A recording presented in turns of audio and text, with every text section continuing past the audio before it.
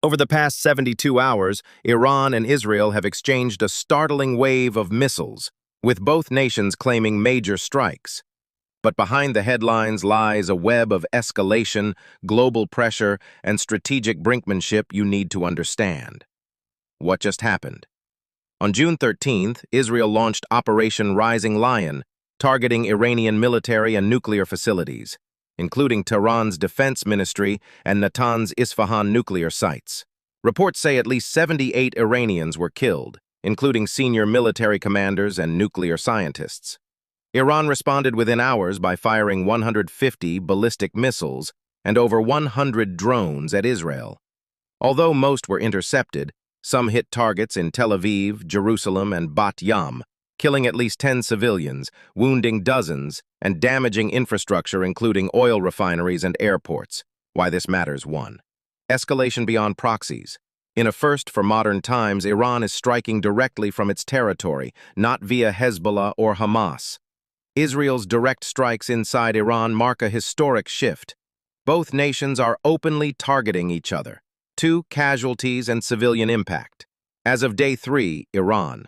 Tosati killed, plus Auta 20 injured, nuclear and military sites hit. Israel, at least 10 killed and over 100 wounded in cities like Bat Yam and Jerusalem. 3. Strategic messaging. The goal isn't overwhelming destruction, it's showing capability. Iran proved it can reach into Israel. Israel proved it can hit Iranian core sites, including nuclear facilities. Global response. G7 diplomacy. Leaders, including UK's Keir Starmer and France, are calling for de-escalation before the upcoming summit. Nuclear talks ongoing. U.S.-Iran nuclear negotiations in Oman have been suspended, with Iran calling them meaningless amid the attacks. Western support. The U.S., UK, France, and Jordan aided Israel in missile interceptions, and U.S. vetoed plans for a strike on Iran's supreme leader. Trump later warned Iran not to attack any U.S. interests. Regional stakes. Oil markets are trembling. The Strait of Hormuz is a global energy artery. Any flare-up can spike prices worldwide. Short-lived calm, Iranian proxies, Hezbollah, Iraqi militias, Houthis, have mostly stayed out, signaling Iran is managing escalation tightly. Cyber and covert warfare continues alongside physical strikes, new platforms of modern conflict.